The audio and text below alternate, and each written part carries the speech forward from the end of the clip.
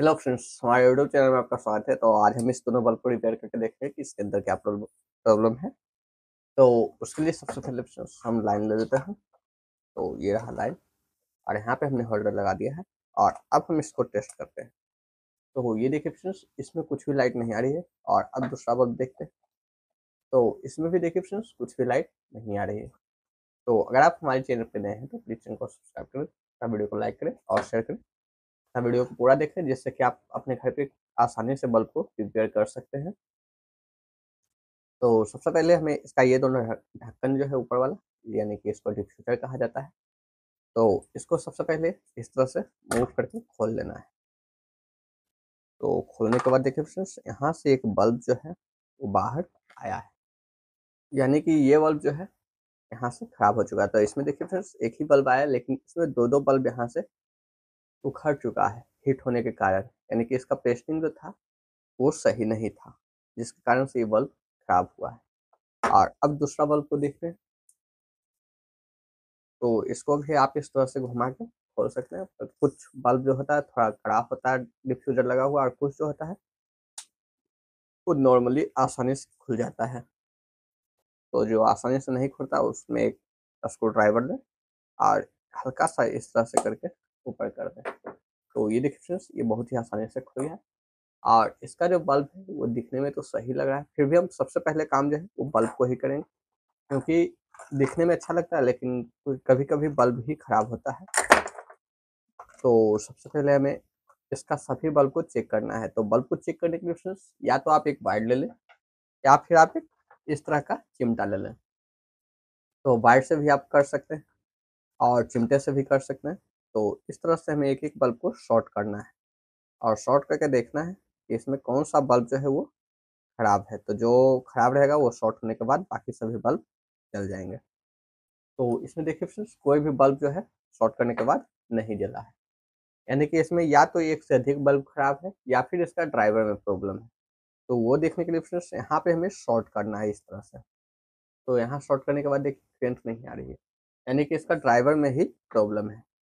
तो सबसे पहले अब हम इसका ड्राइवर को निकालते हैं और इसमें जो है फ्रेंड्स देख लेते हैं कि इसका बल्ब भी खराब है या फिर ड्राइवर भी खराब है। तो इसमें 2 बल्ब खराब हुआ है, यानी कि हमें दोनों जगह इस तरह से करके शॉर्ट करना होगा। तो हम 2 चिमटा लेते हैं और यहाँ पे हम शॉर्ट करते हैं।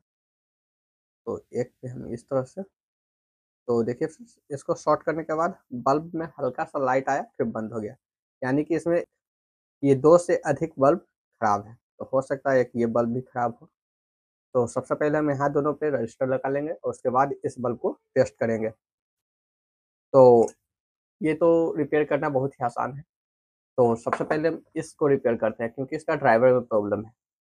तो उसके लिए फिर फ्रेंड्स यहाँ से ये दोनों जो है वेल्डिंग वायर हटाना होगा, और नहीं तो फिर आप यहाँ से भी निकाल सकते हो, लेकिन यहाँ से निकालने के बाद होता है कि ये बल्ब का जो कॉर्नर होता है इसको टूटने का डर रहता है, इसलिए यहाँ से ना निकालें।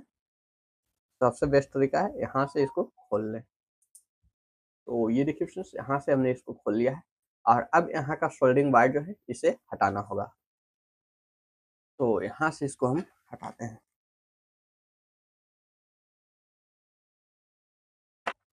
तो ये देखिए फ्रेंड्स, यहाँ से ये निकल गया और इसका वायर जो है ये बहुत ही ज़्यादा गल चुका है। तो अब हम इसको बाहर निकालते हैं इस तरह से, हल्का-सा अंदर कर लेना है और उसके बाद जो है फ्रेंड्स, इस पे रख के यहाँ से ठोक देना है इसको ऊपर से। तो ठोकने के बाद जो होगा वो आसानी से निकल जाएगा। तो आप इसका स्क्रू ड्राइवर से ही यहाँ पे रख के इस तरह से ठोक दें।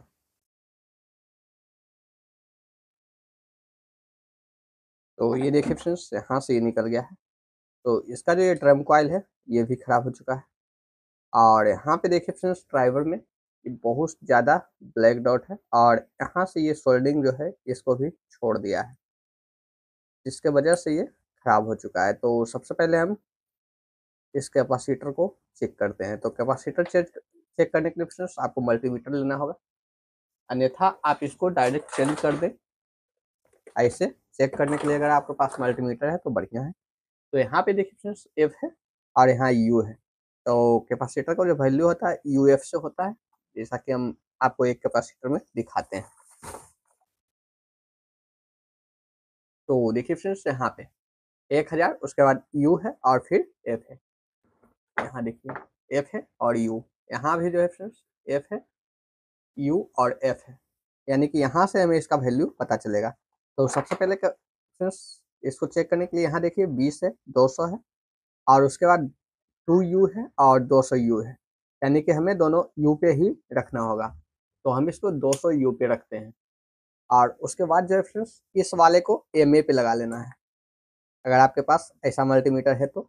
और नहीं तो फिर जनरल अगर है तो उसमें देख लेना है कि ma और v और जो q है, ये जो q के टाइप में है, लेकिन इसको जो है ओम्स कहा जाता है। तो ये चेक कर लेना है कि ये दोनों एक में है, अगर एक में है तो फिर आपको ये चेंज करने की जरूरत नहीं, और अगर अलग है तो इसको आप चेंज कर दें। और ब्लैक वाला जो होता है कॉमन होता है, जो कि हमेशा एक ही में लगा रहता है। तो अब जो फ्रेंड्स इसको हमें इस तरह से करके चेक करना है। तो यहाँ पे देखिए फ्रेंड्स इसका वैल्यू जो है कुछ भी नहीं दिखा रहा है, सिर्फ 8 दिखा रहा है।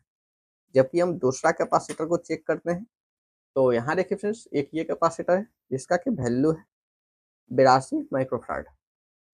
तो इसको हम चेक करते हैं कि इसका एक्चुअल वैल्यू कितना है। तो यहाँ देखिए फ्रेंड्स 78 दिखा रहा है, यानी कि ये 78 के आसपास है, 78 79 इसके बीच में ये है। लेकिन इसका जो वैल्यू है कुछ भी नहीं दिखा रहा है, यानी कि ये वाला जो कैपेसिटर है ये खराब हो चुका है। तो जब कैपेसिटर खराब हुआ है तो कैपेसिटर भी चेंज करें और दूसरा ये वाला भी चेंज करना होगा। तो इससे अच्छा जो है इस ड्राइवर को हम बाईपास कर देते हैं, क्योंकि इसका ये वाला जो कंपोनेंट है यानी मेन आईसी जो है ये भी खराब हो चुका है। तो यहाँ पे हम बाईपास इसको करेंगे। तो बाईपास करने के लिए फ्रेंड्स इसमें तो ब्रिज रेक्टिफायर अलग से लगा हुआ है नहीं, तो इसके लिए हमें एक ब्रिज रेक्टिफायर भी लगाना होगा। तो फ्रेंड्स वीडियो को लंबा होने से बचाने के लिए हमने पहले ही इसको बना लिया है। और इसमें देखिए फ्रेंड्स इसको बनाने में 4 डायोड लेना है, और डायोड में एक साइड जो होता है लाइनिंग होता है और बाकी साइड लाइनिंग नहीं रहता है। तो जैसा कि देखिए यहाँ पे एक साइड लाइनिंग है, बाकी साइड लाइनिंग नहीं है। इसका जो वैल्यू है वो 4007 है। तो इस तरह का आपका 4 डायोड लेना है।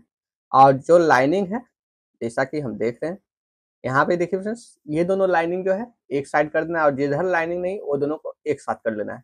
और बाकी बात बचा इस 2 वायर बचेगा, तो एक तरफ लाइनिंग वाला रहेगा और एक तरफ बिना लाइनिंग का रहेगा। इस दोनों को एक में जोड़ देना है। और इस तरफ भी एक लाइनिंग का रहेगा और एक बिना लाइनिंग का रहेगा, इस दोनों को एक तरफ जोड़ देना है। और अब जो है फ्रेंड्स हमें इसको यहाँ पे सेट करना होगा। तो यहाँ पे सेट करने के लिए जिधर ये दोनों लाइनिंग है इधर प्लस लाइन आएगा डीसी वोल्ट में, और इधर जो जिधर लाइनिंग नहीं उधर माइनस आएगा, यानी कि ये दोनों जो वायर है हमें डायरेक्ट एसी में जाएगा। तो ये दोनों को हम यहाँ पे लगाते हैं। यहाँ पे देखिए ये फ्यूज है और इसका जो लाइनिंग है लाइन आया हुआ है वो एक यहाँ पे है एक यहाँ पे है। तो इस दोनों पॉइंट पे हम ये वाला वायर और ये वाला दोनों हम इसमें लगा लेते हैं। तो यहाँ पे दोनों हम लगा लेते हैं पहले। तो एक वायर देखिए फ्रेंड्स यहाँ पे लग चुका है। और अब जो है इसका दूसरा वायर इस तरह से फोल्ड कर लेना है, और फोल्ड करने के बाद सॉरी ये लगा नहीं बल्कि हट गया यहाँ से। देखा आपने लापरवाही का नतीजा है। तो फिर से यहाँ पे हम पहले सोल्डिंग लगा लेते हैं और उसके बाद अब इसको हम यहाँ पे लगाएंगे तो ये नहीं हटेगा। तो ये देखिए फ्रेंड्स यहाँ पे ये जुड़ चुका है। और अब जो है हमें दूसरा लेग वो यहाँ पे लगाना होगा। तो इसको हम यहाँ से फोल्ड कर लेते हैं,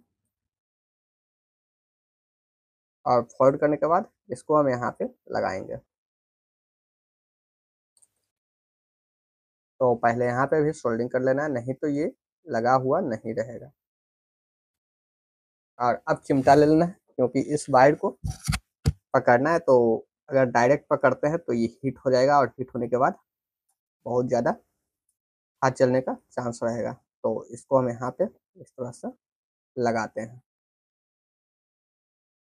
तो ये देखिए फ्रेंड्स ये यहाँ पे लग चुका है। और अब जो बचा है फ्रेंड्स एक ये वाला जिधर की लाइनिंग नहीं है, और एक इधर जिधर की दोनों में लाइनिंग है। तो जिधर दोनों में लाइनिंग है वो प्लस वाला वायर होता है, और जिधर एक में लाइनिंग है वो माइनस का वायर होता है। तो प्लस वाला वायर जो होता है देखिए फ्रेंड्स यहाँ से यहाँ पे ये लगा हुआ है। तो लाइनिंग वाला जो वायर है इसको हम यहीं पे लगा लेंगे। तो इसको यहाँ पे इस तरह से फोल्ड कर लेते हैं, और उसके बाद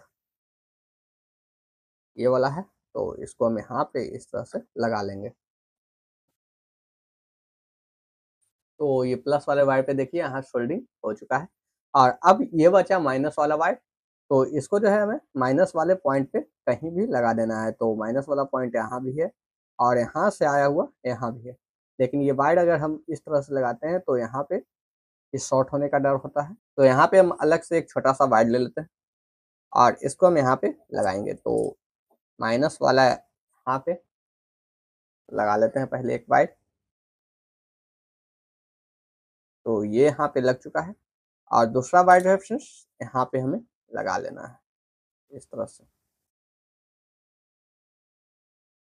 तो अब जो है फ्रेंड्स इसका ये कनेक्शन फाइनल हो चुका है। और अभी हमें अब दो कंपोनेंट और लगाने हैं, जो कि ये दोनों हैं।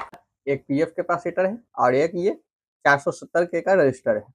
तो रजिस्टर को पैरेलल में लगाना है और ये पीएफ कैपेसिटर का वैल्यू जो है 155 जे और 450 वोल्ट है। 155 जे और 450 वोल्ट है। तो इसको जो है फ्रेंड्स यहाँ पे हमें एक साइड कहीं पे भी दोनों में इनपुट लाइन में लगा देना है। जहाँ से कि हम लाइन देंगे उसको इनपुट लाइन कहते हैं। तो यहाँ पे हम इसको इस तरह से लगा लेते हैं।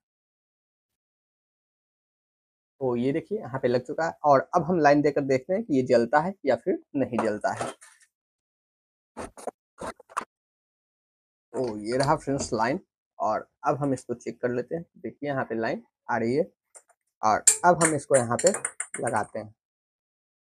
तो देखिए फ्रेंड्स ये बल्ब जो है अच्छी तरह से वर्क कर रहा है।